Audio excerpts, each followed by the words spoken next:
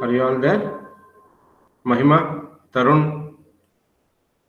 Yes, sir. Yeah. Please note down the problem. Please note down the problem.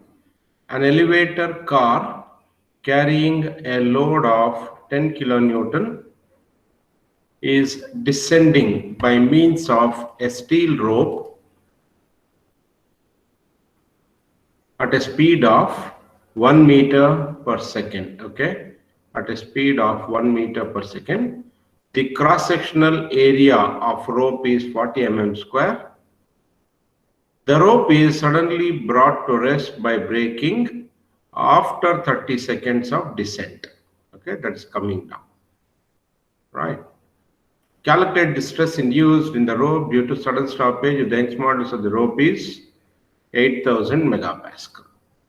This is Young's modulus of the rope. Please note down the problem. Once you say yes, I will start with the explanation.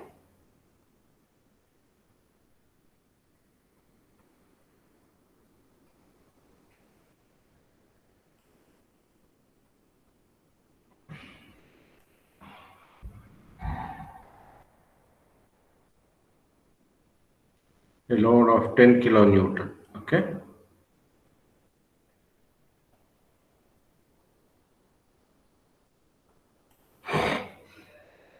Is descending by means of a steel rope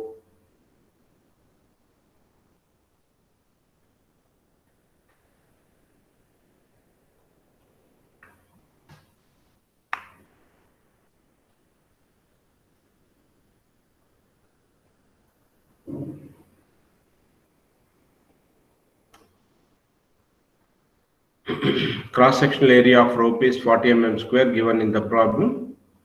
The rope is suddenly brought to rest by braking after 30 seconds of descent. Calculate the stress induced in the rope due to sudden stoppage if the Young's modulus of the rope material is 8000 megapascal. All right. Finished noting down? Chaitanya Patel, noted down? Yes, sir. Note down, sir. Note down. Noting down, huh? Okay. Yes, sir. After completion, tell me, Chaitanya. Yes, sir. Yes, sir.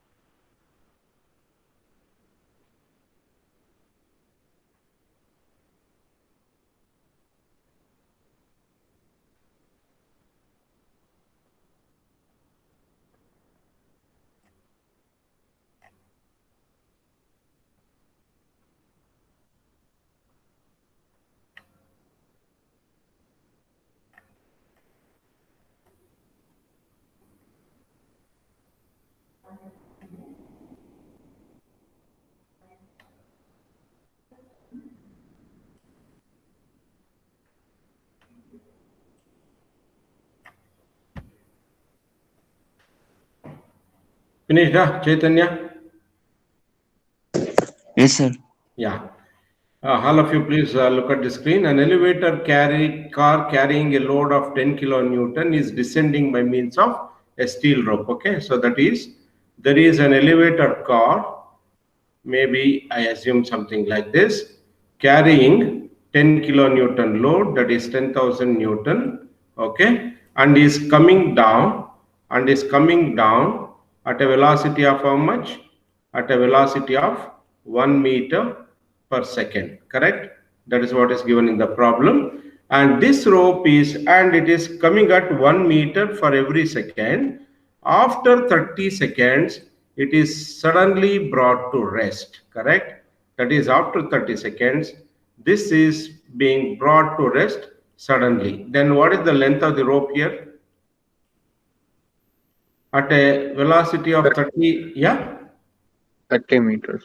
Yeah, exactly. That is the catch here. Okay. So L is equal to 30 meters because it is descending at 1 meter per second and it is brought to rest suddenly after 30 seconds of descent. That means in 30 seconds it would have traveled 30 meters. So the length of the effective length of the wire is going to be 30 meters. Calculate the stress induced. So then we have got velocity, we have got mass, right? Mass into velocity again, as usual, equate kinetic energy given by half m into v square. W is equal to m into g. So therefore, m is equal to w by g. Okay. So kinetic energy is equal to half m into v square. Calculate that, and that you equate it to u is equal to what? U is equal to sigma square by 2E into AL. Okay. So Young's modulus is known, area of cross section is known, length is known, only unknown is sigma, right? So calculate sigma that is induced. Please calculate and let me know the answer. Anybody? Any doubt in this? So there is a load which is suddenly brought to rest after 30 seconds of descent, and it is traveling at a speed of 1 meter per second. So therefore, at the end of 30 seconds, the length of the rope is going to be equal to 30 meters. This is 30 meters effective length. Okay. So this is 30 meters. We have got W. So from there you can extract the value of M. So kinetic energy is given by half m into v square. Strain energy absorbed by the rope because of applied load is sigma square by 2E into AL. Young's modulus is known. Area of cross section is given as 40 mm square in the problem. Length of the rope is 30 meters there. And Young's modulus given as 8000 megapascal, right? So equate kinetic energy is equal to strain energy as we discussed in the previous example as well, and get me the value of sigma.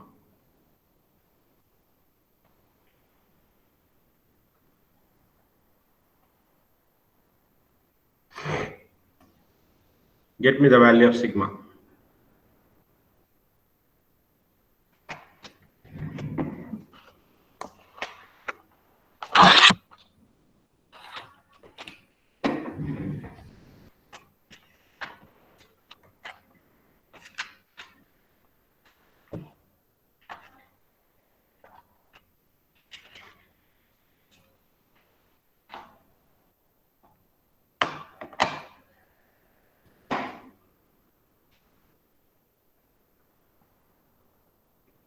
Eighty-two point four three eight, sir. Excellent. That is 82.44. No, 82.44 is what I got. Anyway, it doesn't matter. It is 82, correct? Yes, sir. 82.4 megapascal. That is the stress induced. Anybody who would not get this answer? Anybody who is not able to understand solving this problem?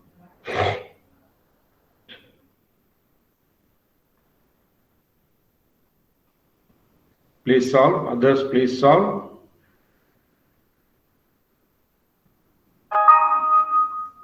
Or otherwise, note down from this.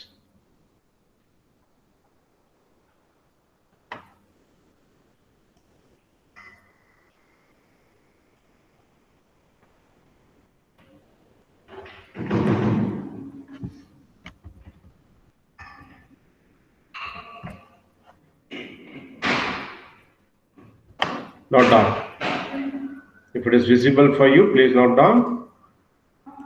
Okay, so this is kinetic energy. So W is the 10 kilonewton. This is the data. Velocity is 1 meter per second. Okay, and from W you can calculate the mass. This is what I have done here. W by G is going to give you the mass equal to 1019.4 kg. So use 1019.4 kg. 1 meter square per second square is the velocity. Right, so you are going to get what you get here is, see, very, very important, you observe kg meter per second square is nothing but Newton. How it is? Can anyone tell me? how kg meter per second square becomes equal to Newton? Yeah, Tarun, Mass Chinmay. into acceleration, sir. Yeah, I'm excellent. That is according to Newton's second law of motion. Force is given by mass into acceleration. Correct? So force is having units equal to Newton. Here it is mass, that is kg, and A is acceleration due to gravity given by meter per second square. Acceleration, rate of change of velocity is acceleration. So kg and force has got new units as Newton. So kg meter per second square is therefore equal to Newton. So here kg meter per second square is replaced by Newton, and what you get is Newton meter here. Okay. Anybody? Any doubt in this? So therefore, when you get Newton meter, convert it into Newton millimeter, then use millimeter and things in other areas of calculation. Yeah, anybody? Any doubt in this? Any questions? Noted down? Others, have you noted down? And here I have given you the explanation for why L is equal to 30 meters. It is brought to rest by braking after 30 seconds of descent. So therefore, distance traveled by the rope is 30 meters at 1 meter per second velocity. Therefore, length of the wire rope becomes equal to 30 meters. So these are the types of problems you should expect. Okay. In the exams as well, but they may give easier problems also, like what we did earlier. If you are finished, we will go to the next. We'll take up the next case.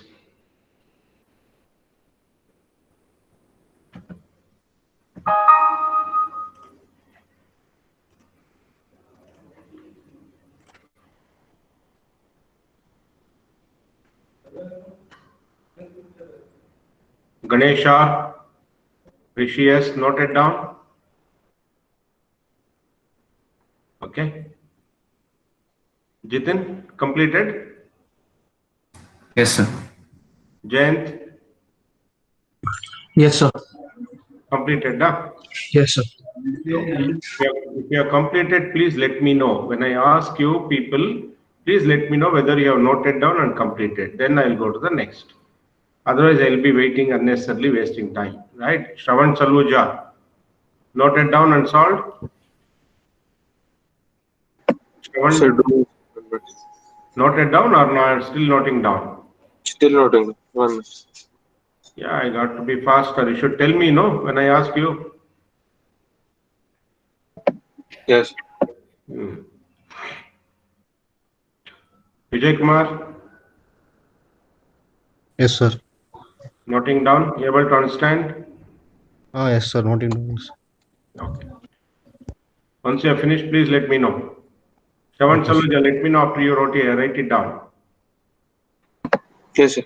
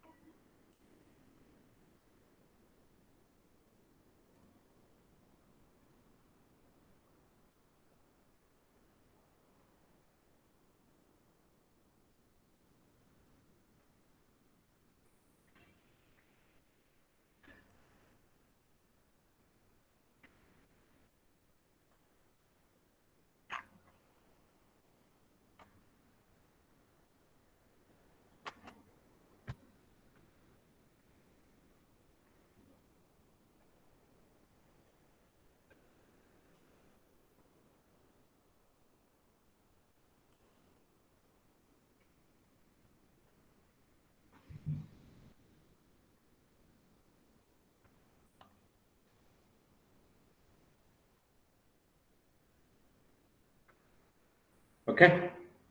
Yeah. We'll come back. Whatever that we have learned. Charishma,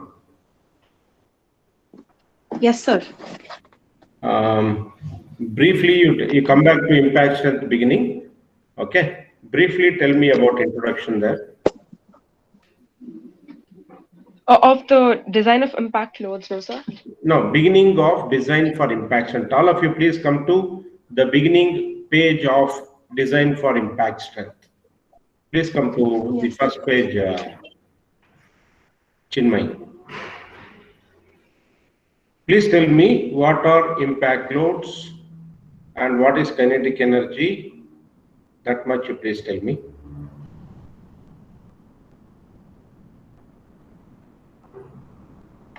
Just tell me what is impact load and what is the kinetic energy definition.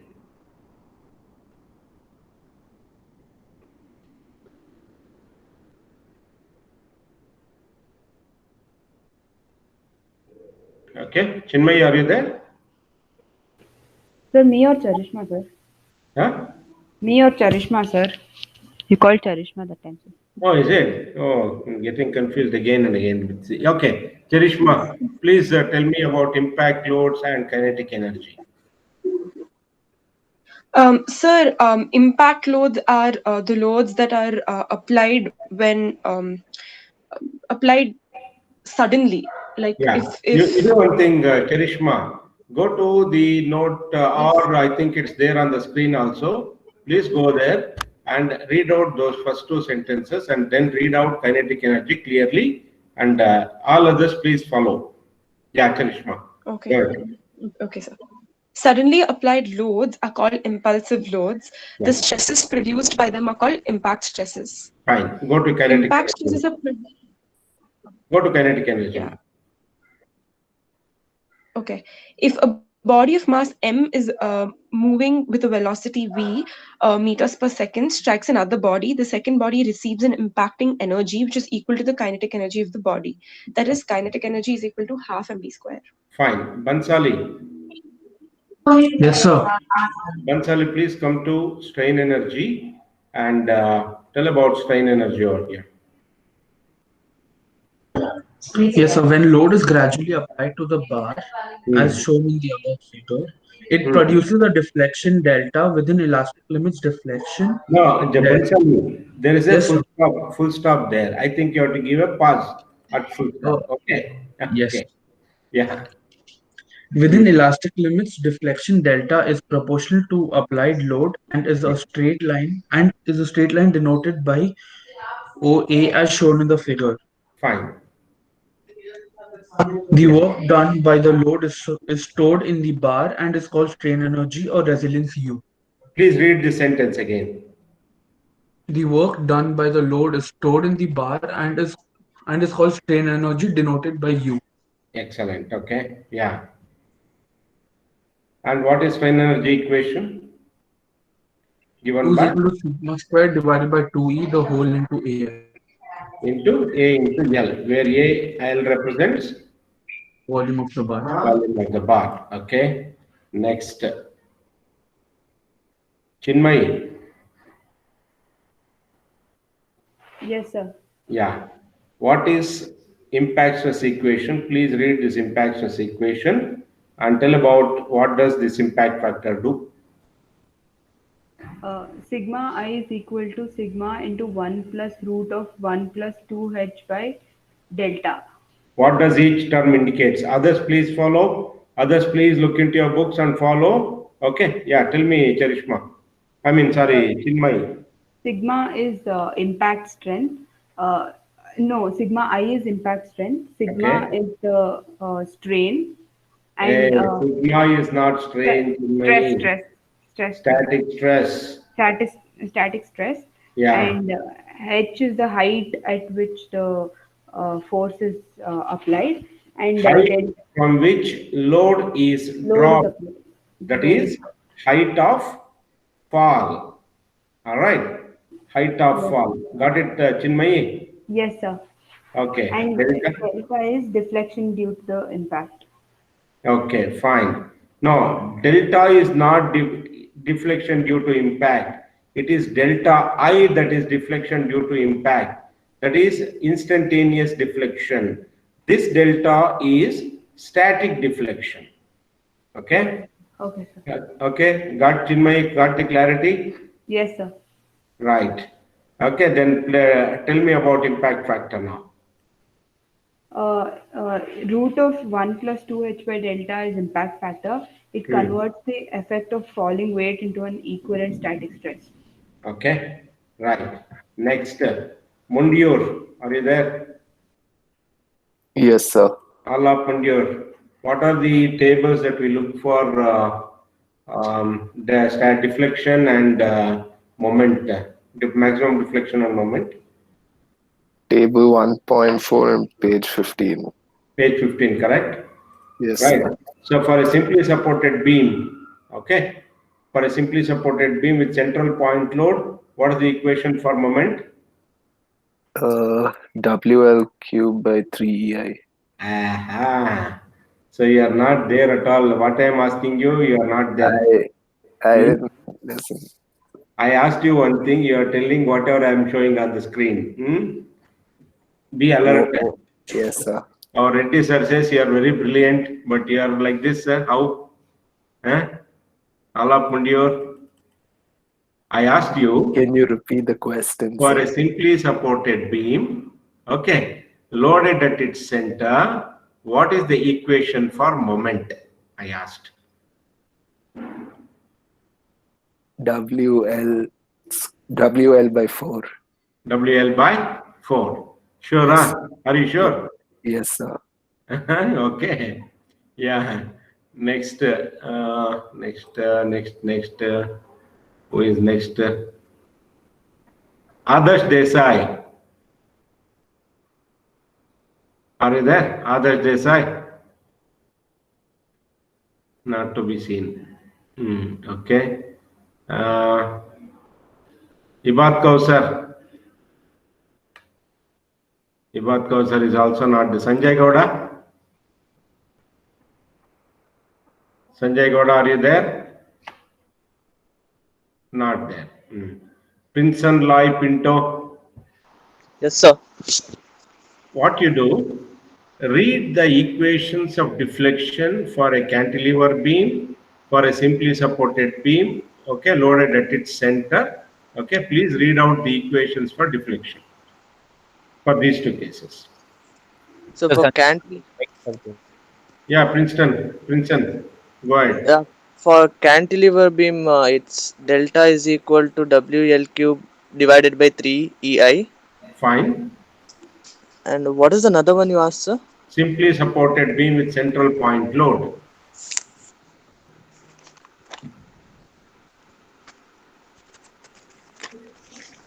Go to table 1.4, page number 15, as told by Mundiur.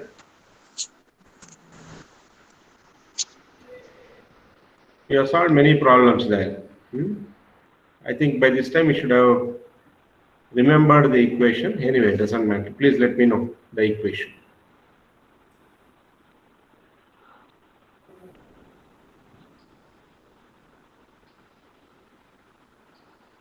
Getting?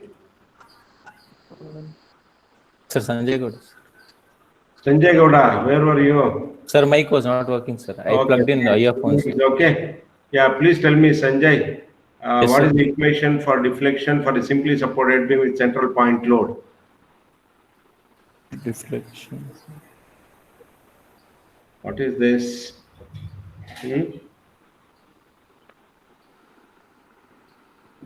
What is the equation for deflection? Go to table 1.4, page number 15. Look for deflection. Do you have data handbook with you or not? Yes, sir, open. Yeah. Please give me the equation for deflection of a simply supported beam with central point load.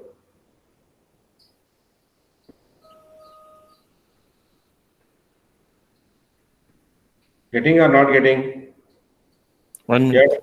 You have to be quicker.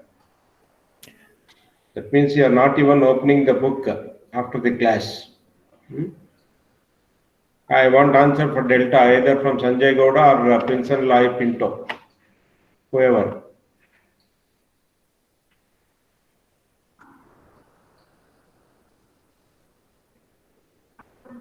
What, Pinto? You are switched off.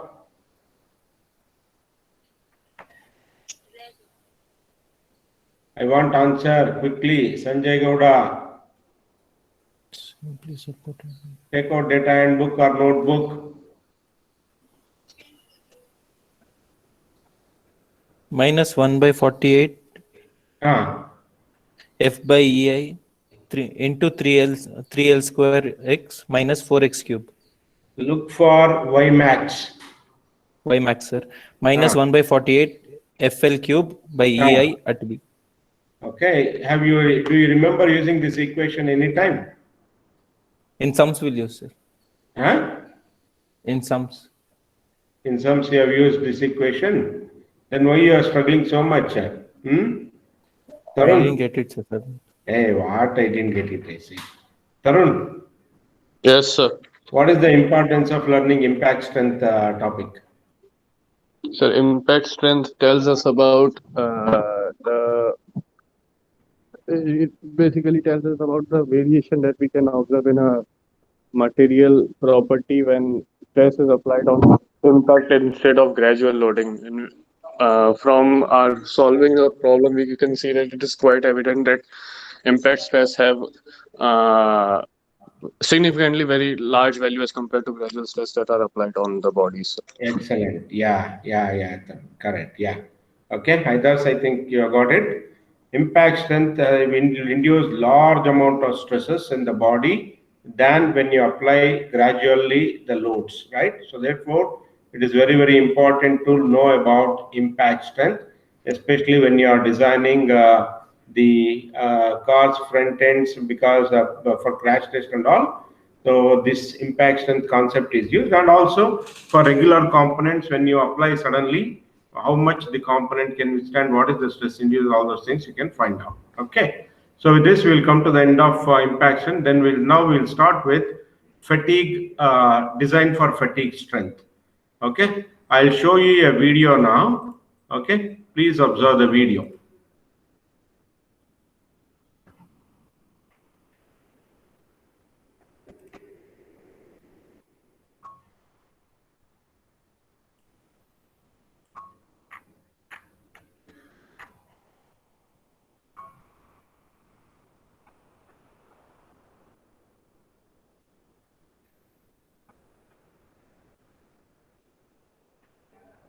Please tell me whether you are able to observe the video.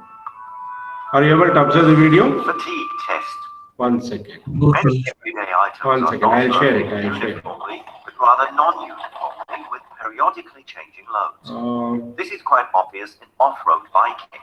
Frames, handlebars, and wheels are subjected to high alternating mechanical Are you able loads. to see the video? It is just as obvious in the case of a garage spring. Yes, sir. The spring is unloaded when opening the door. Are you able to see the video? Yes, sir. Yes, sir. Yeah. I'll start it again. Please observe. Please observe. We'll have for one of few quiz questions probably. Okay. Please observe the video and note down the important things. Please see. Yeah. This is before fatigue strength. You just see, it will be good. Okay. Please observe. Fatigue test. Many everyday items are not loaded uniformly, but rather non-uniformly with periodically changing loads. This is quite obvious in off-road biking. Frames, handlebars, and wheels are subjected to high alternating mechanical loads. It is just as obvious in the case of a garage door spring. The spring is unloaded when opening the door and loaded when closing the door. The connection rods of this old compressor have endured a large number of rapidly changing tensile and compressive forces. Even when cycling quite moderately in the city, many components are exposed to periodically varying loads without us being aware of it. The crank arms are alternately under load, then swing back almost load-free, are under load again with the rhythm of pedaling. The spokes, the pedals, even the individual links in the chain are stressed periodically. Also, the railway bridge over the River Rhine, seemingly totally addressed, alternately has to bear the additional burden of a heavy freight train and then only its own mass. Aircraft experience quite different stresses during takeoff and in turbulence than on ground. This type of loading is generally termed fatigue loading, and the material responds to it, fatigue. The term fatigue is used because it takes some time for the failure to occur under repeated loads. The problem with materials is that they normally endure less at repeated loading than with a once-only load. The wire does not break when first bent, but bending it back and forth repeatedly leads to an early fracture. This bicycle crank arm had only been able to endure the cyclic loading for a certain time before it broke. The fate of the garage door spring was the same. It had borne the opening and closing of the garage door about 60,000 times before it finally fractured. The broken exercise equipment, a torn blade of a fan, a bandsaw blade full of cracks, the broken screw, a defective universal joint, and many other examples show how important this phenomenon is. Each day, thousands of items break due to cyclic, often repeated loading. How can we make sure that all these components withstand the cyclic loads? To achieve this, one has to test the materials appropriately. We intend to measure the fatigue strength of a frequently used steel in our laboratory. Hot-rolled steel rods made from the structural steel S235JR are used as base material. In order to eliminate the influence of the surface and to stress the material in a well-defined manner, suitable specimens have to be machined from the rods. This specimen type would be ideal. The shoulder-shaped ends have been designed for safe gripping. The actually tested region is cylindrical with a diameter of 6 millimeters. The material tester goes to the workshop to get 10 specimens manufactured from the rods, not just one. All of the specimens are as identical as possible. Back in the lab, he has all specimens ready for use and picks out the first one. He mounts the specimen carefully and securely into the fatigue testing machine.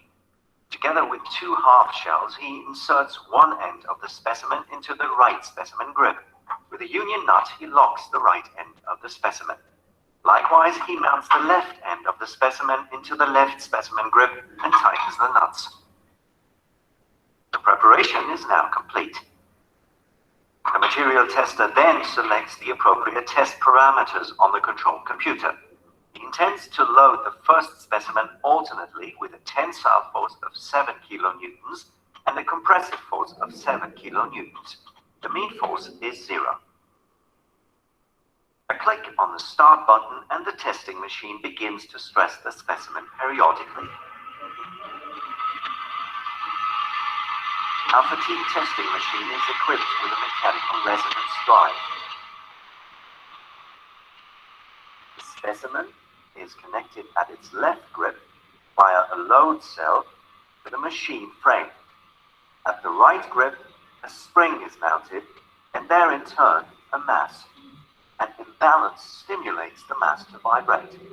Longitudinal guides prevent the mass from vibrating in the transverse direction. Via the spring, the test force acts on the specimen. By varying the excitation frequency of the imbalance, the test force can be controlled. In our case, the specimen is loaded with about 25 cycles per second.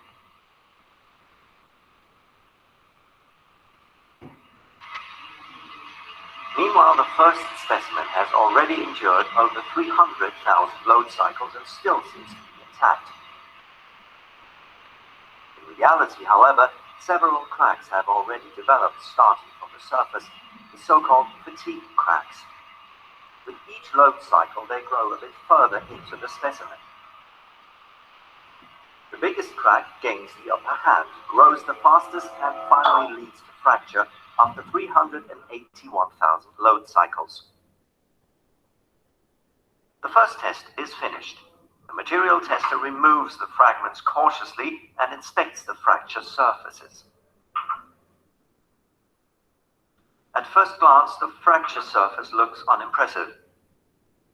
A closer look reveals two regions: the rather dull, predominantly flat fatigue crack propagation area and the rough residual fracture area. The residual fracture area results from the final catastrophic rupture. the fatigue crack propagation area has developed during the cyclic growth of the fatigue cracks starting at the surface of the specimen. What does the fatigue crack propagation area look like at higher magnification? One of the fragments is carefully placed on the specimen stage of our scanning electron microscope. Now we can investigate the fatigue crack propagation area in detail. In some places, but not everywhere, parallel grooves and ridges can be seen, the so-called fatigue striations. Each groove and each ridge has been formed by an individual load cycle, a typical phenomenon. Of course, now we want to know how many load cycles this material can endure with other loads. For this purpose, the material tester picks the next specimen from his supply and installs it into the fatigue testing machine. He chooses a higher alternating load for the second specimen, a tensile force of 7.5 kilonewtons and a compressive force of 7.5 kilonewtons. Under the increased load, the specimen is only able to withstand 43,600 cycles to failure. The third specimen is only tested with a cyclic load of 6.5 kilonewtons. Under this reduced load, it does not break even after 3 million load cycles. Additional specimens complete the series of measurements. Some of the specimens are tested with the same load we've already used. In this way, we get an impression of the range of scattering.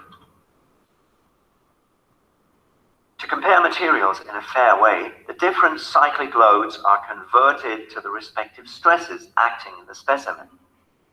In this case, the stress alternates sinusoidally around the mean value, which is termed mean stress sigma m. In this series of tests, the mean stress is 0. The stress amplitude is labeled with the symbol sigma a.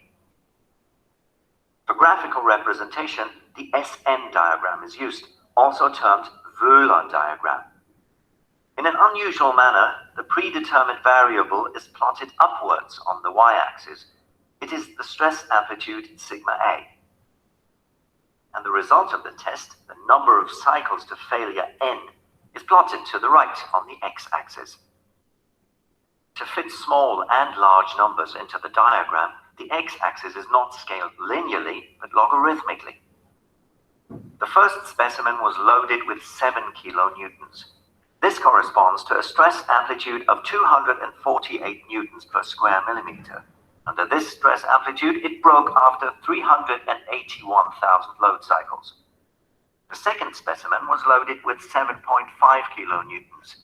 This corresponds to a stress amplitude of 265 newtons per square millimeter. Under this stress amplitude, it broke after 43,600 load cycles. And these are the results of the other specimens which have been tested by us.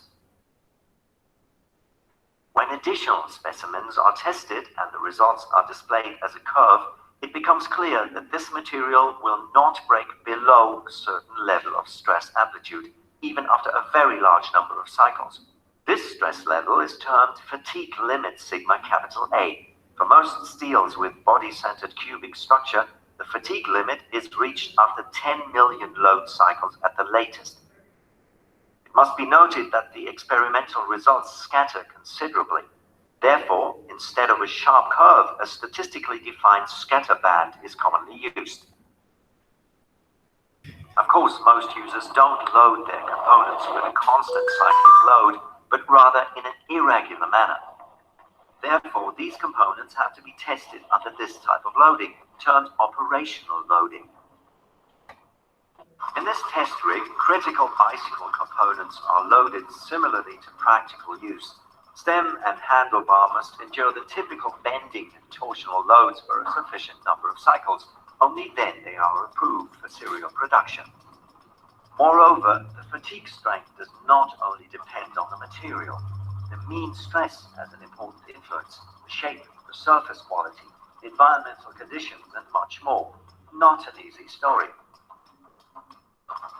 Before an aircraft is allowed to take off for the first time, it has to go through extensive stress tests. The wings and many other elements are cyclically loaded in large test rigs. This later ensures the safe operation of the aircraft. Nevertheless, particularly important components are repeatedly examined for fatigue cracks in the course of operation. The tram, for instance, has to go into the test hall at regular intervals. Experienced staff use ultrasound to examine special components, especially the wheel set axles, to check whether they are still in perfect condition. Aircraft are also inspected for fatigue cracks at reasonable intervals. This helps us to depart for air travel without worry and land again safely.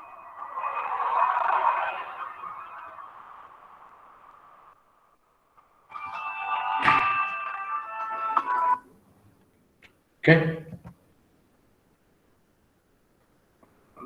Yes, sir. Could you understand roughly what does fatigue loading is all about? Okay. So it is basically the failure of the component after repeated loading over a period of time. Okay. All of you are getting? All of you are getting what I mean to say? Yes. Yes, sir. Yeah, that is the components, even though they are designed with keeping in mind the yield stress value and taking factor of safety, we do design the components, but still there are thousands of components breaking every day. Okay, so everywhere the components will fail. That is essentially because of repeated loading a component is subjected to, be it a bearing, be it a spindle, be it an axle, be it a spring, be it can be a valve, right? So engine valve, all these components, clutches, then you have your okay, components which are subjected to repeated loading. The components will fail because of repeated loading. Even though the stress induced is lesser than the yield stress of the material, the components will still fail. That is essentially because of repeated loading and over a period of time. What is that period of time? Is said at the end, no? He showed one graph showing that it will not fail after a large number of cycles. What is that value, number of cycles he showed? Can anyone remember?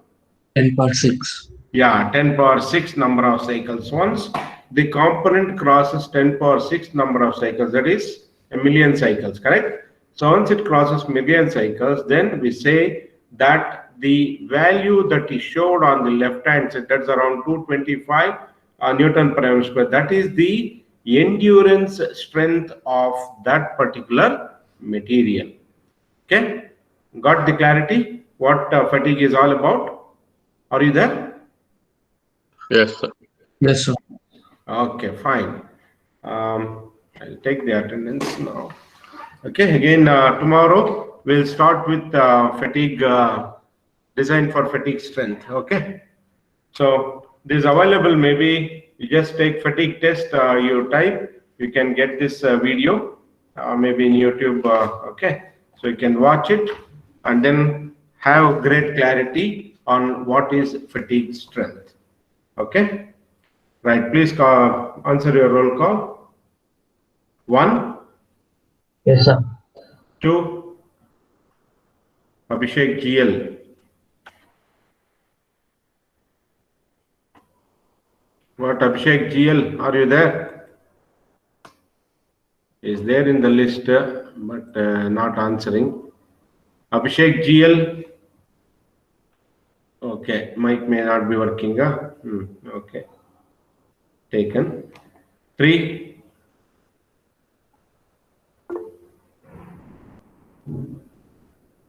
4. Present, sir. 5. Yes, sir. 6. Anwar. Present, sir. 7. Present, sir. Present, sir. Yes, sir. Jadav. Yes, sir. Akshay Jadav, you're there. Okay.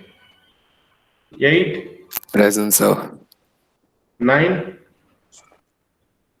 Nambiar. 10. Present, sir. 11. Present, sir. 12. Present, sir. Yeah, Akram, you are audible. No issue.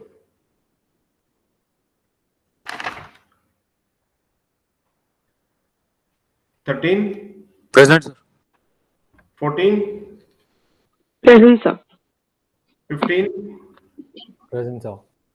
16, 17, Present, sir. 18, Govindraj.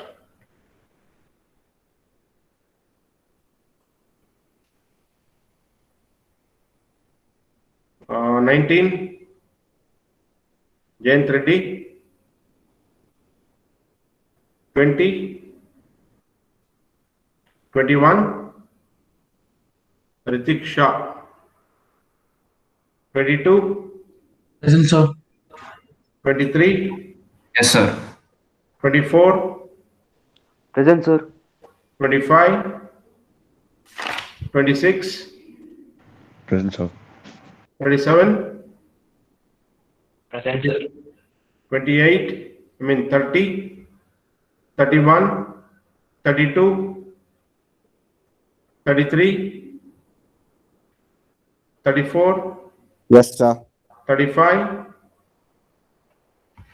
36, Yes, sir. 37, 38, 39, Yes, sir. 40, Yes, sir.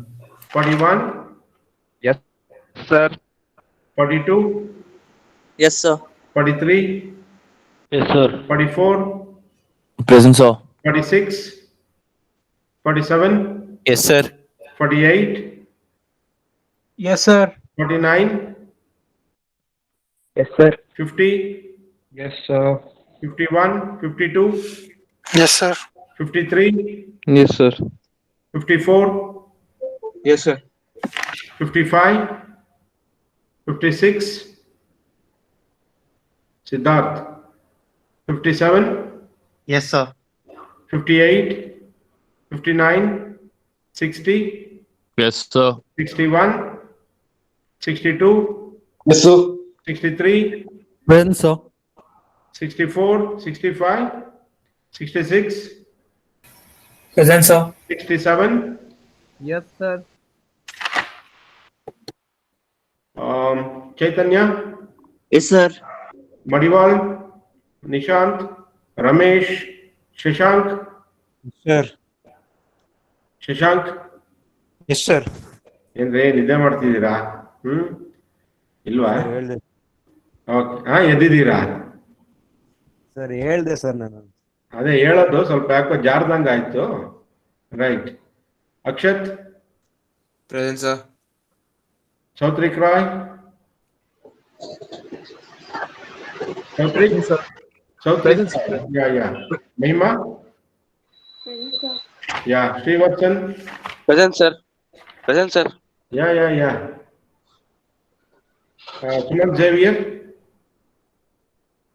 Suman Xavier, Madan Kumar, Manu, Yes, Yeki. sir. Okay. Yes, sir. Shadab Khan, Ganesh R, Yes, sir. Vijay Kumar, Yes, sir. Rishi S, Rishi, Zahir Hussain. Present, sir. Okay, tomorrow don't miss the class on design for fatigue strength. Okay, all right, bye. Thank you, sir. Yeah.